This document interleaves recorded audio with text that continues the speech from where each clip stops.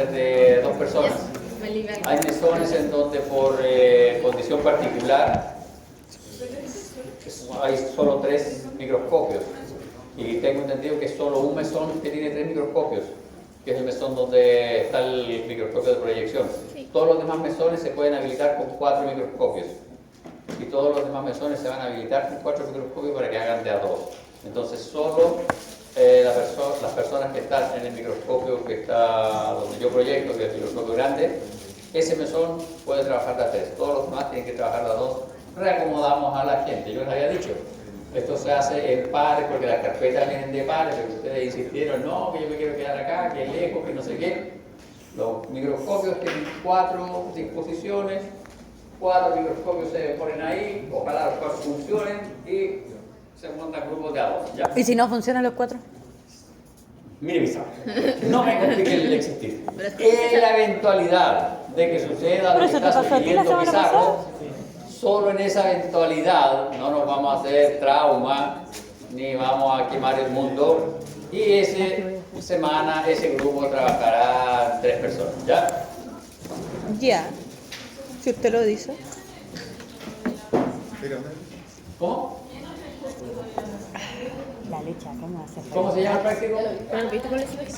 ¿Con chino? No, que pedí ¿Paladar? chino porque tenía mucho sueño. Se observan preparaciones, dice, maxilar y paladar. No, paladar. Paladar. Paladar, ya. Lo que entra es precisamente todo lo que vimos de formación de cavidad bucal, mamelones, arcos faríngeos, mamelones, formación de maxilar inferior, maxilar superior y paladar. Paladar primario, paladar secundario. Y vamos a ver un par de preparaciones en donde tú revisas precisamente la osificación de los procesos palatinos y la unión de los procesos palatinos. Vemos un corte de cerdito donde se ven los procesos palatinos abajo y luego los procesos palatinos próximos. ¡Un cerdito! Sí, la próxima semana, el próximo miércoles, no, jueves y viernes. Sí. Entonces sería todo. No, porque los maxilares, la osificación de los maxilares lo vamos a ver en el práctico siguiente. Ah, ya. Solo para dar. Ok. Sale en el sílabo toda la planificación. Sí, no, el sílabo no, el sílabo. Ah, se equivocó, ¿vio? Ahora es su falta, no la mía. Ya, bien, nosotros hemos revisado nuestra estructura del esmalte. Para seguir con este cuento vamos a dibujar acá nuestro diente. Diente. Vamos a dibujar aquí nuestro diente. Amigo. Siempre un buena. Este es nuestro diente. Por la cantidad de copias. Y vamos acá Por si está dibujar cortado. Tenés que ver la cantidad de raíces. nuestro esmalte. Ese es nuestro esmalte. ¿Ya? Nosotros estamos trabajando con la región externa de nuestro diente, la verdad lo que se ve, lo visible del diente. Hemos revisado las propiedades físicas, vamos a ver la composición química ahora y vamos a ver la estructura primaria del esmalte. Bien, composición química. El esmalte está constituido por una matriz orgánica que es 0,36 al 1%, no tiene casi nada de proteínas, de hecho el esmalte maduro no tiene muchas proteínas, y una matriz inorgánica que está en el 96%. Y además tiene un 3% de agua que se va perdiendo con la edad. Con la edad uno va perdiendo agua en sus dientes, no solo en los dientes, en el En colágeno, por eso todas terminamos de partes. arruga, etcétera, vamos perdiendo agua. Bien, la matriz orgánica del diente está constituida principalmente por proteínas. Y estas proteínas son una serie de proteínas, las amelogeninas, las enamelinas, las ameloblastinas, las amelotinas. Todas derivan de amelo porque es ameloblasto la célula que lo producen y esta sustancia se llama adamantina. Entonces estas derivan de los ameloblastos, por eso se llaman así estas proteínas. Ahora, si ustedes se fijan, estas proteínas se encuentran asociadas a la formación del esmalte principalmente. Y muchas de ellas van a quedar entre las unidades estructurales básicas del esmalte. Si nosotros cortamos este diente aquí y lo miramos a esa zona, vamos a ver que el esmalte tiene unas estructuras que son así, son como un pulpito bien especial, así, son así. Y estas estructuras son las varillas o prismas del esmalte. Y estas proteínas principalmente se van quedando acá. Porque el esmalte, al igual que el hueso, tiene cristales de hidroxapatita. Los del esmalte son un poco modificados, son más grandes y está mucho más denso. En el caso del hueso, que tenía una dureza X, ¿ya?, menor que la del esmalte, en el caso del hueso, el colágeno 1 formaba láminas y las láminas estaban como pintadas, como estucadas, tapizadas por hidroxiapatita. En este caso no.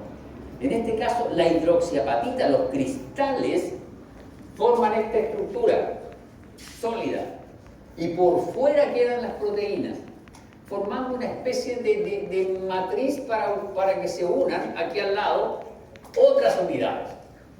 Aquí al lado se van a unir otras unidades de estas estructuras. Ahí está, otras unidades. Así se van juntando estas unidades. Entonces las proteínas van quedando entre medio. Muy pocas proteínas. Y las que están entre las unidades, generando un espacio que separa estas unidades, pero es un espacio de tipo nanométrico. Para que nos sirva esta cuestión, ¿qué era un nanómetro? ¿Cuánto equivalencia? Hacemos la micra. ¿Un nanómetro? Una milésima de micra. Entonces, y una micra es una milésima de milímetro, entonces estamos hablando de una millonésima de milímetro, un espacio ínfimo. Ahí están las proteínas, ¿ya? Y estas estructuras, para que nos hagamos una idea, tienen un rango de varias micras de tamaño. Aquí son como 6, 7 micras de este tamaño acá. Y acá tiene nanómetros. Entonces, es lo principal.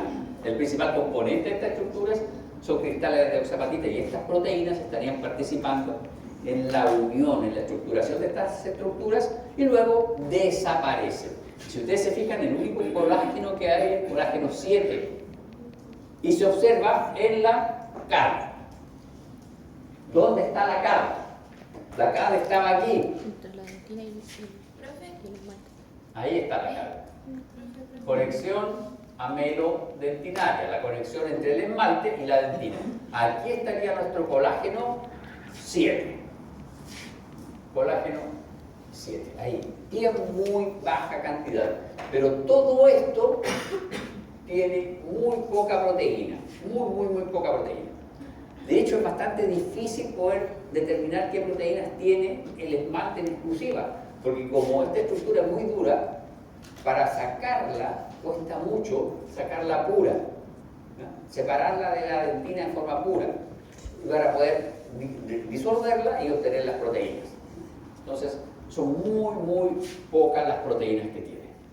Proteína odontológica asociada a ameloblasto, unas cuantas proteinasas y colágeno de tipo 4. Entonces, todas estas proteínas están presentes en la amelogénesis, en la formación del esmalte. En el esmalte maduro hay trazas de estas proteínas. ¿Alguien ha levantado la mano? ¿Qué es lo que formaba la hidroxiapatita? Patita. Los cristales de hidroxiapatita están aquí. Todo esto tiene cristales de hidroxiapatita. Lo estoy dibujando más que cristales, pero después lo vamos a corregir.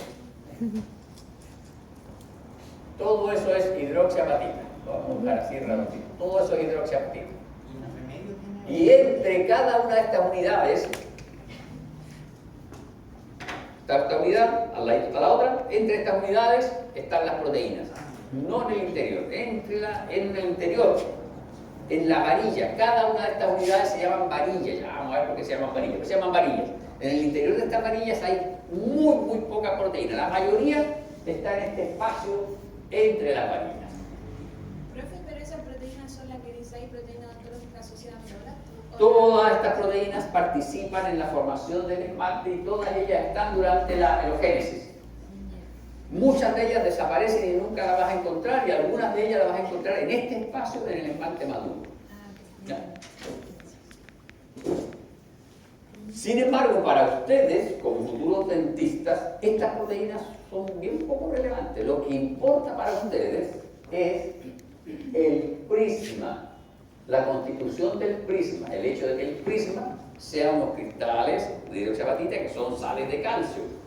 Y esas sales de calcio, yo puedo cambiar ese calcio por flúor y formo una sal distinta que es más resistente al ácido. Por lo tanto, si yo suplemento mis instrumentos de higiene dental con flúor, puedo aumentar la dureza del esmalte. ¿Ya? Se fijan, la mayor parte de las proteínas del esmalte se organizan durante la formación del esmalte, desarrollo del diente. Sin embargo, están identificados amenorgenina, amenoblastina, enamelina en piezas dentarias luego de la erupción. Pero luego de la erupción, no hablan de piezas dentarias de un señor de mi edad. Si yo tengo edad ya no hay mucha proteína. Con suerte hay proteína aquí, unas cuantas proteínas, ¿ya? Ni colágeno queda ya. Bien, vamos entonces a la matriz inorgánica. La matriz inorgánica, que es el 96%, en algunos textos dice que un poquito más. Creo que una pregunta de vuelta de las proteínas. Como digo que las proteínas no son como importantes en nuestra carrera, ¿debemos como sí o sí aprendernos los nombres o con que sean proteínas? A ver, ustedes, a menos que en clínica les mencionen una proteína en particular, deberían preocuparse de ella. Para la embriología, lo que importa es saber que hay una célula que se llama meloblasto que forma el esmalte, y en un inicio, en la formación del esmalte, hay muchas proteínas involucradas. No muchas, son como 7 nomás, tuviste el listado de un poquito. Y esas proteínas sirven para dar estructura y consolidar la distribución particular que tienen estas unidades que se llaman prismas, porque tienen una distribución muy particular en el diente, y eso está relacionado con el trabajo del diente, el tipo de diente y la zona dentro del esmalte. Dentro del esmalte no da lo mismo este esmalte cervical que un esmalte de aquí de este ápice, ¿ya? Son distintos. ¿Por qué son distintos? Porque la fuerza de trabajo de ellos es distinta. Entonces los prismas van a tener distinta presentación. Ahora, esas proteínas sirven para que los prismas se unan uno al otro, se peguen, pero una vez que ya están unidos, tienden a desaparecer. Porque lo que tú necesitas es que esos prismas estén firmemente cohesionados uno por el otro para que puedan trabajar como una unidad. Aquí se cumple el precepto leninista de mis tiempos de juventud. La unión hace la fuerza. Un bambú tú lo doblas, miles de bambú tú no los doblas. Y esto cumple con ese prerequisito. Son muchas de estas estructuras que están muy unidas unas a las otras, formando una única unidad que se va a enfrentar a una fuerza más o menos importante, porque tú tienes que morder, tienes que desgarrar estructuras, ¿ya? Bien, veamos nuestra matriz inorgánica, constituida por sales minerales cálcicas, básicamente fosfato y carbonato de calcio.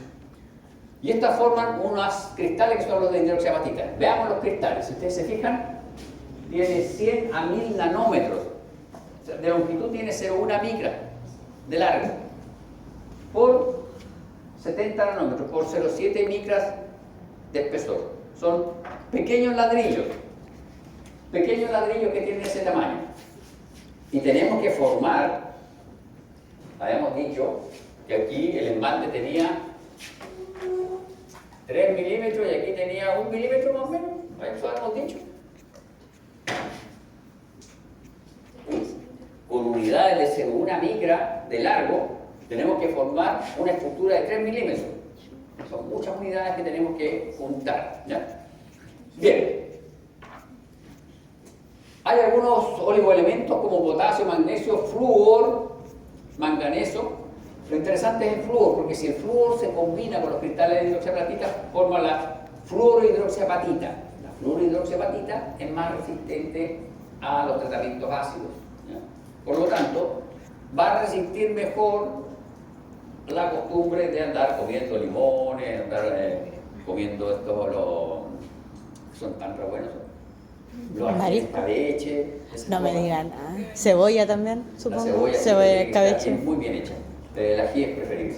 Entonces, todos esos elementos que están hechos en ácidos, esos encurtidos hechos en ácidos, debilitan los dientes. ¿Ya? El esmalte está constituido por una matriz orgánica, el 1%, y una matriz inorgánica del 96%.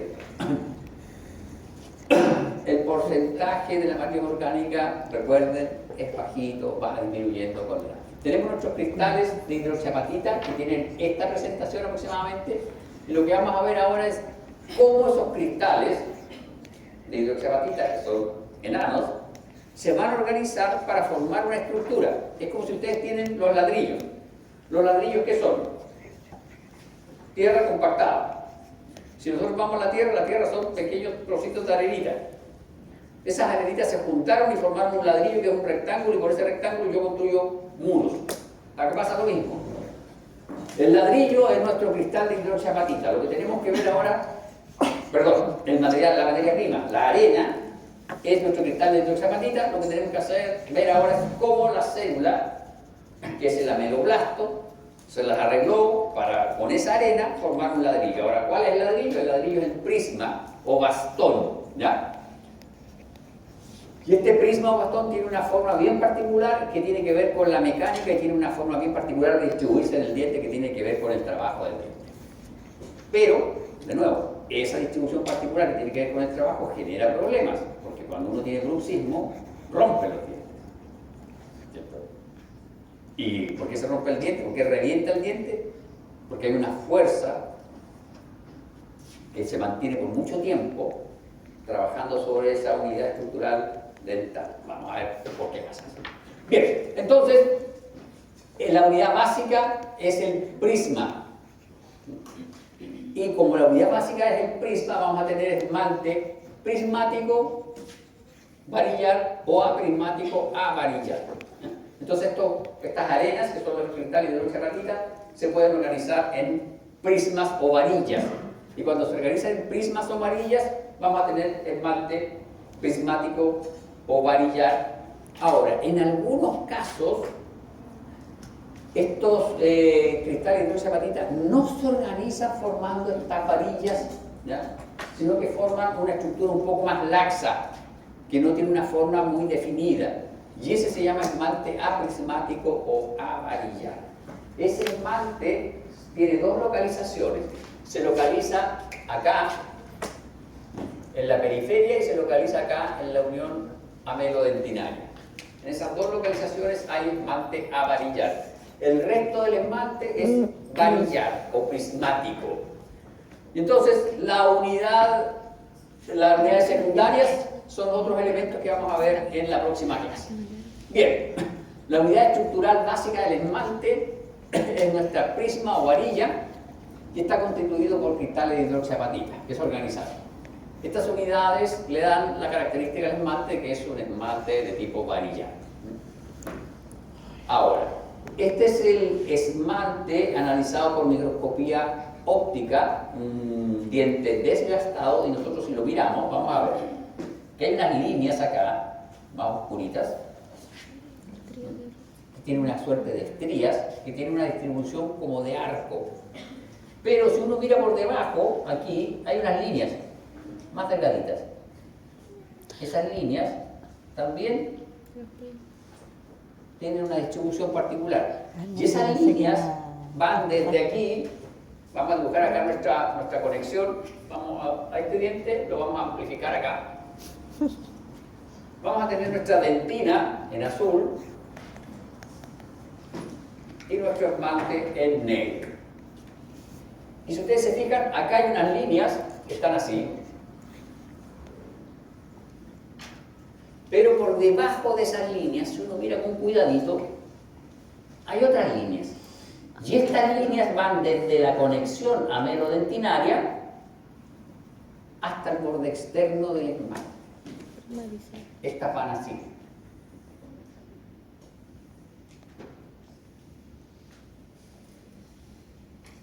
Así van.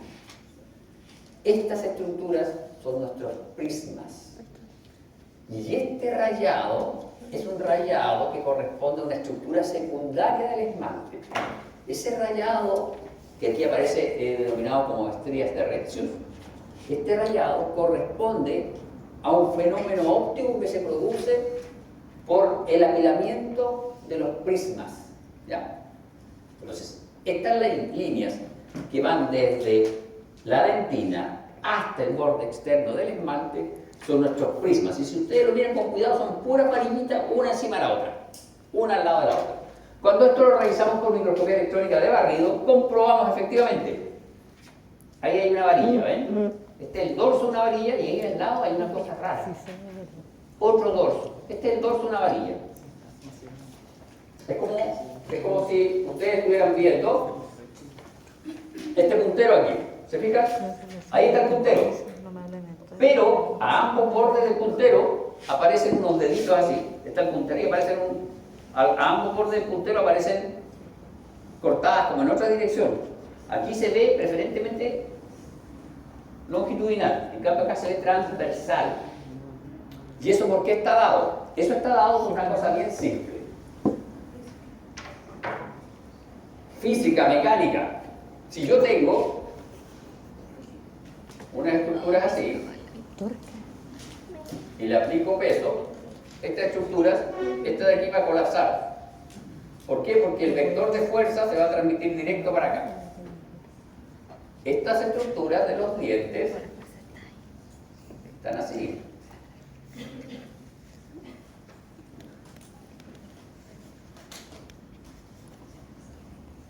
Así. ¿Y qué pasa con el vector de fuerza? Viene aquí.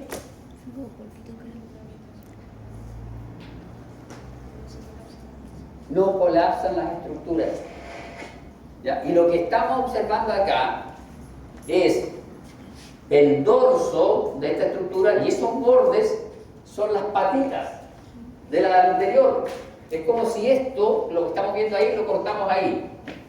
Entonces, ¿qué vamos a ver? Vamos a ver este dorso como una línea perfectamente uniforme y estos bordes, esos bordes, los vamos a dibujar en verde, estos bordes los vamos a ver acá como estructuras cortadas con otra dirección. ¿Ya? ¿Eso qué quiere decir? Primero confirma dos cosas. Uno, que estas estructuras no son cilindros perfectos, que tampoco son rectángulos, sino que más bien son una estructura bien particular que se denomina estructura en ojo de cerradura antigua. No sé si ustedes recuerdan esas llaves antiguas que tenían unos dientes así. Bonito, uno de los bonitos. Sí. Así, no, perdón, era más cabezoncito, así. ¿Así? ¿Cerradura antigua? Esto es un bastón. Un bastón es una cosita así.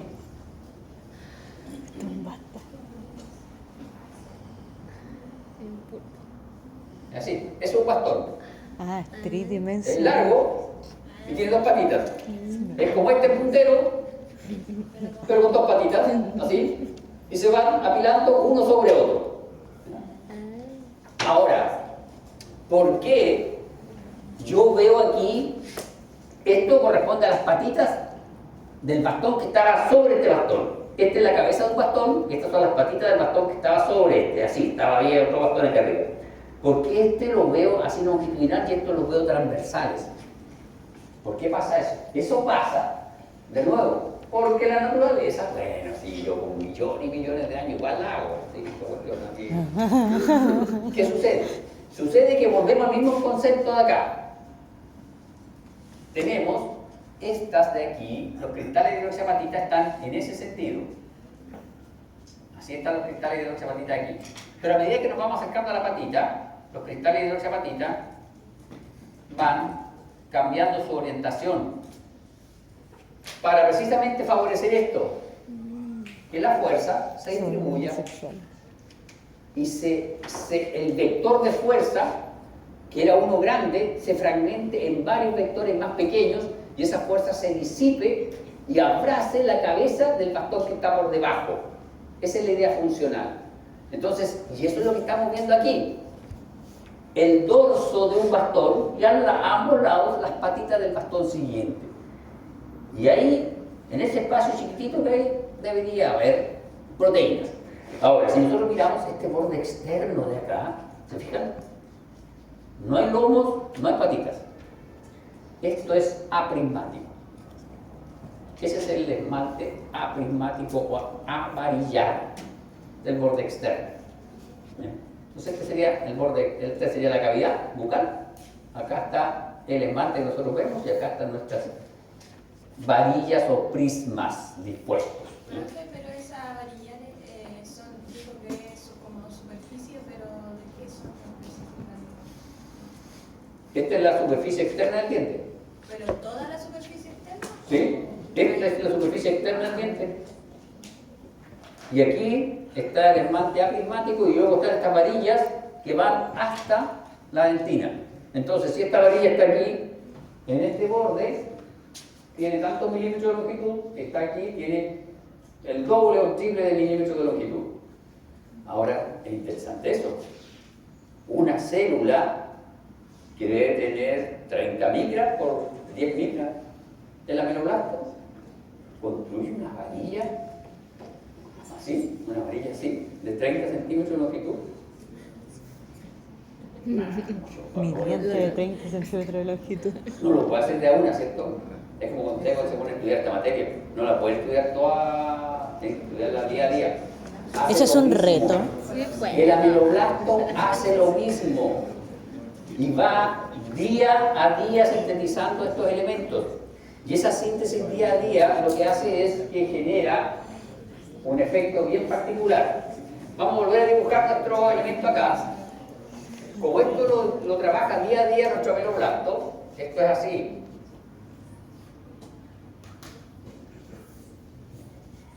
Este es así. Y resulta que aquí Es que se cansó. tiene marcado el avance diario del ameloblasto en la construcción. No descansa.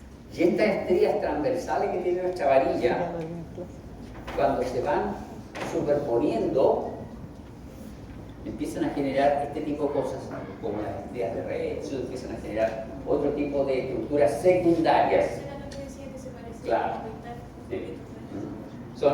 Son elementos secundarios. El elemento primario de nuestro esmalte es nuestra varilla o prisma. Y acá está, ¿se fijan? Aquí están nuestras varillas, se ven perfectas, se ven hermosas. Tienen un ángulo de presentación particular. Ahí está la dentina, unión amelodentinaria, y este es el esmalte. Ese es el esmalte aprismático y aquí ustedes pueden ver nuestros prismas perfectamente, toda la longitud, desde el borde externo hasta la unión amelodentinaria. Incluso es un poquito más largo. Si este esmalte tiene un espesor de 1 milímetro, la varilla tiene un poco más de 1 milímetro, porque si ustedes se fijan, no tiene un recorrido muy recto. Esto tiene un ángulo de inclinación bien particular. Bien, entonces los prismas o varillas son estructuras que se extienden desde la corrección amelodentinaria hasta el borde externo del esmalte. Su longitud total es mayor que el espesor del esmalte, pues su curso no es perfectamente recto, un poco sinuoso. El diámetro varía entre 4 a 10 micras. Ese es el diámetro de mi varilla. De acuerdo a lo que vamos a ver en el resto de la clase, son como 6 micras en la cabecita y un poco más en la parte de abajo. El menor es su punto de origen y aumenta hacia la superficie externa del esmalte. ¿Qué quiere decir? Que estas son como conos. Aquí es más delgadita y acá es un poco más ancha la varillita. El número por pieza dental varía desde 5 a 12 millones. Esto de aquí me parece súper simpático. Yo estoy seguro que el tipo que sacó este número no contó todo. Hizo una extrapolación. Porque además, de 5 a 12 millones. Defina extrapolación. Una persona. Lo que hace el señor es hacer este estudio y dice, aquí por unidad de superficie, que estoy analizando 5 micras de diente, hay 1000. Por lo tanto, si el diente tiene 2 milímetros, hay 20 millones. Hace una extrapolación del dato que está aquí, lo proyecta hacia lo que es el diente, en base a una observación de microscopía electrónica de barrido, en donde está observando. Es como lo que hicimos cuando contamos el tema de Sí. el año pasado, Sí. la sangre. Los glóbulos rojos, muchos contaron 25 y dijeron Un contamos 5, lo mastocito. multiplicamos por 4, entonces se supone que es homogéneo. Acá no creo que hayan contado los 5 millones. A menos que pusieron un tesista de dental a contar cuentas, porque además tienes que analizarlo por fotografía, que no sé sobre. No, sí, un clic. Se equivocó en un momento, cuenta una Bien, analicemos nuestras varillitas. Este es el corte longitudinal de las varillas. Aquí está con mayor aumento y ustedes pueden ver. Este es el dorso de una varilla, estas son las patitas de la varilla que estaba por encima. ¿Ya? Aquí había montada una varilla. El dorso de la varilla, sobre ese dorso hay montada otra varilla. Entonces esas son las patitas de la otra varilla. Y si ustedes se fijan, aquí hay unas estructuras que se ven también como rectángulos. Estos son los cristales de hidroxiapatita y aquí están presentados de frente, en cambio aquí están presentados de forma longitudinal. Y eso habla de esta distribución particular, que aquí los cristales estarían preferentemente orientados siguiendo el eje longitudinal de la varilla, en cambio acá estarían en una orientación distinta. Y eso tiene que ver por la distribución de la fuerza mecánica de nuestros cristales. Ahora, esta es una imagen transversal de esta zona aquí, lo cortamos transversalmente y lo observamos. Y aquí comprobamos que efectivamente nuestra estructura, la foto aquí está al revés, pero esta es la cabecita y esas son las colas, y van montados.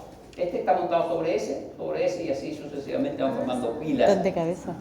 Pilas de estos elementos estructurales. Este recibe la fuerza que está acá abajo de él y la transfiere hacia sus extremidades de tal manera que reduce el vector de fuerza que va a afectar a la siguiente estructura. Y entre estos espacios aquí estarían las proteínas, las pocas proteínas que tiene la matriz del diente. Y si se fijan ustedes, cada varilla prisma está rodeada por una capa de 50 a 100 nanómetros, entre 0,1 y 0,05 micras, y ahí está la matriz orgánica, aquí. En ese espacio que se ve ahí alcanza a ver un espacio, en ese espacio están las proteínas, las pocas proteínas que tenemos en el diente de Aarón. Y ahí también está el agua, la poca agua que tenemos. Bien, con mayor aumento ustedes pueden ver, aquí se observa perfectamente, ROAD es varilla y interROAD son las patitas de la varilla. Aquí se ven los cristales de hidroxiapatita preferentemente longitudinalmente dispuestos. Acá están en un ángulo un tanto distinto, longitudinalmente dispuestos. Acá está con mucho mayor aumento, alta resolución, y ahí se ve que esta estructura no son otra cosa que cristales de hidroxiapatita. Entonces aquí no hay matriz orgánica, solo cristales de hidroxiapatita. Y acá está el esquema de cómo serían estas estructuras. Aquí los di vuelta por razones de... Por eso las leches están al revés. Pero esta es la cabecita, ahí está la cabeza o cuerpo de la estructura, y aquí están las prolongaciones. ¿Se fijan? Ahí están las prolongaciones, la cola del prisma. Entonces cada prisma tiene una cabeza o cuerpo y tiene una prolongación. La longitud total de un prisma es de 9 a 10 micras y su espesor, en el caso de la cabecita, es de 6 micras. Vean ustedes, 6 micras. Y un diente tiene un perímetro de ¿cuánto? Este es el diente. Cada una de estas unidades de 6 micras está dispuesta así, en el diente. Van así, una revista a la otra.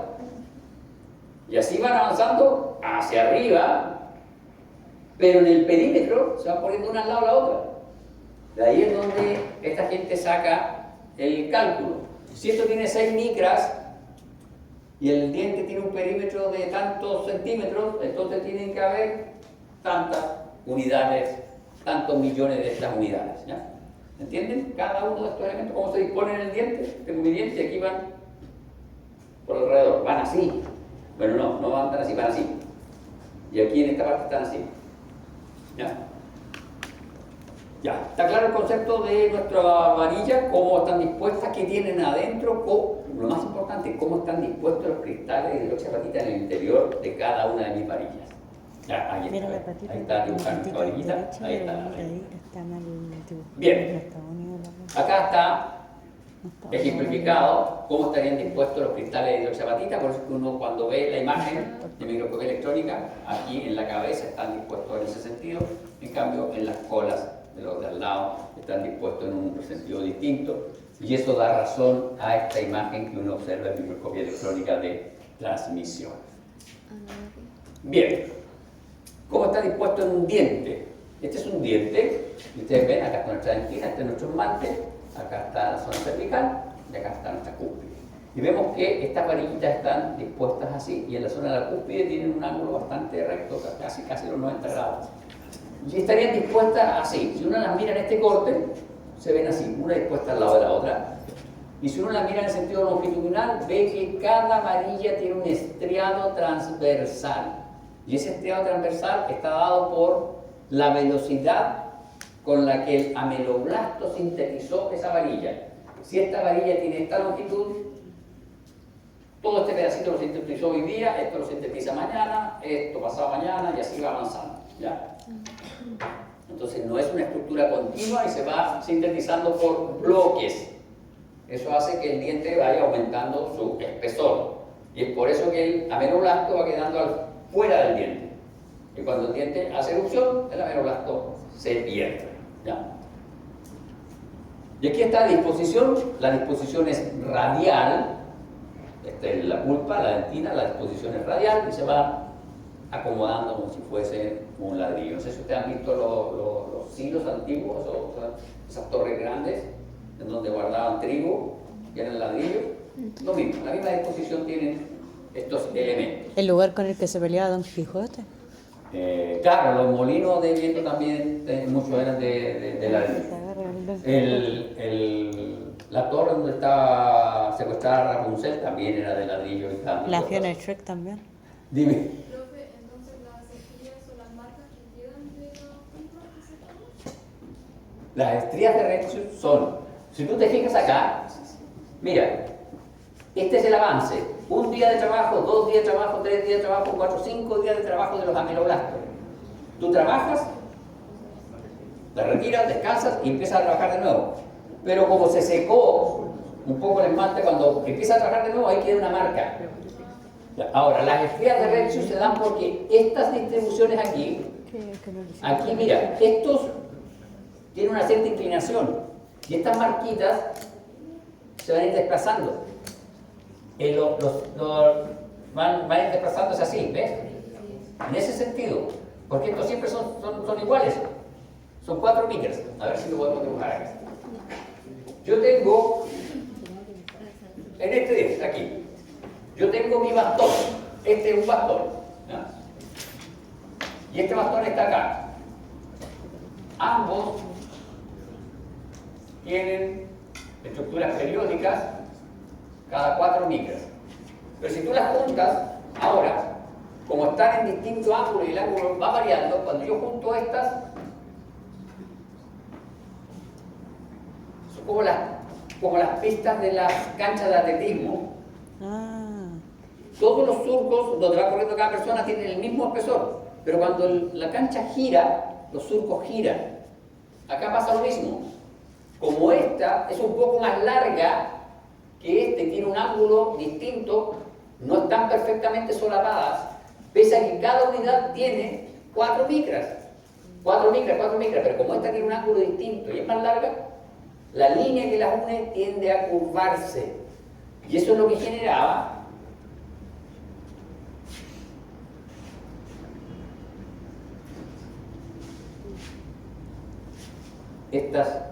este rayado así, curvo.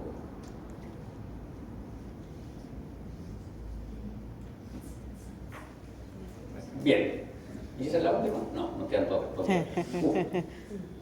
Ya, tenemos que tiene esa distribución, ¿ya? Pero esta distribución tiene cierto ángulo, no están dispuestas perfectamente así, sino que tienen cierto ángulo de trabajo, ¿ya? Y ustedes pueden ver, este es un diente primario, un diente permanente. Acá tienen 106 grados respecto del eje central del diente, acá tienen 90, acá tienen 60, ¿ya? Entonces, en los surcos o fosas tienen 60 grados, en las cúspides tienen 90 grados aquí.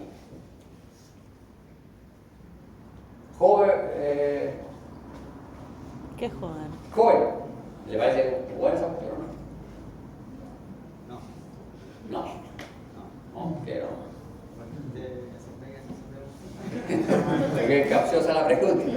Pizarro, ¿Yo qué? ¿le parece bueno? Deje que lo analice. No, porque tiene que tener un peso, ¿o no? ¿Qué dijimos Es que tiene, respecto está muy horizontal. Sí. de los bambús? Dijimos que si los bambús se unían, soportaban mucha fuerza. Y está bien. Necesitamos que sea una estructura dura, sólida y que tenga resistencia a la fuerza. Pero, ¿qué pasa si yo tengo un bruxismo sobrepaso esa fuerza de trabajo mecánica normal dividiente? Voy a sobreexigir esto y se va a reventar. ¿Por qué? Porque voy a empezar a generar colapso cerebral y se va a reventar. Y voy a partir en dos mi pobre molar o mi generalmente son los molares los que se revientan. ¿Ya? Es porque el molar tiene un ángulo acá un poco distinto a lo que insistió a llamar. La presión del bruxismo se hace preferentemente sobre el molar y premolar. Entonces, esto es lo que hace que se dañe nuestro esmalte. Además, esto genera daños a nuestro esmalte. Nuestro esmalte tiene fisuras de trabajo. Entonces, ahí se produce un daño. ¿Ya? Diablo. Hay otras líneas que vamos a ver que están en el esmalte que tienen que ver con trastornos. Hay una línea que es la línea neonatal, que cuando uno nace se produce una alteración en los ameloblastos con el trastorno de estar en un espacio cerrado, con agüita tibia, nadando todo el día, feliz de la vida, con suministro absoluto de nutrientes, etc. Se está nadando. Colgando un cordón umbilical, no se preocupa nada. Sale afuera, frío, un desastre, y eso afecta al diente. Y uno tiene una línea aquí en el esmalte que se llama línea neonatal, o línea de nacimiento, en donde los ameloblastos quedaron traumados, y ese día como que no trabajaron, y se les secó más el esmalte en esa zona, y queda una línea. Es como una estría de Redshield más intensa, así. Entonces, en vez de trauma, es como que tuvieron sueño nuevo, más que nada. No, trauma, si el nacimiento es un trauma, después uno sigue puro sufriendo, ¿quién es? Ya. Bien, señores, nos quedan unos minutos todavía para ver la última totia. Le queda literal un minuto. Dijimos que nuestro esmalte tenía una superficie externa donde había esmalte aprismático, y ese esmalte aprismático es bastante pequeñito, son un par de micras. Los Simpsons. Pero La para familia ustedes, en Simpson, algunos Peppa casos, cuando ese esmalte aprismático permanece, porque generalmente se gasta, empieza a desaparecer, cuando permanece dificulta el trabajo del grabado ácido, dificulta la unión de todos los dispositivos que ustedes ponen para corrección de posición dental, lo dificulta. ¿Por qué? Porque no se pegan bien, porque ese esmalte aprismático es muy suavecito. Entonces, cuando existe esmalte aprismático, se hace más difícil este procedimiento que el grabado ácido, ¿no? ¿En qué consiste el grabado ácido? En que uno gasta un poquito del esmalte, gasta unas 10 micras, es decir, ¿cuánto se gastó? Se gastó 2 días de trabajo del ameloblasto. 2 días estuvo trabajando ese ameloblasto y ustedes lo gastan. Bueno, el grabado ácido consiste en que uno expone el diente a una solución ácida, suave y leve, ¿ya? ¿Y eso qué hace? Erosiona nuestro esmalte. ¿Por qué lo erosiona? Porque el esmalte es solo matriz inorgánica. Y esta erosión tiene 3 presentaciones que acá yo les menciono.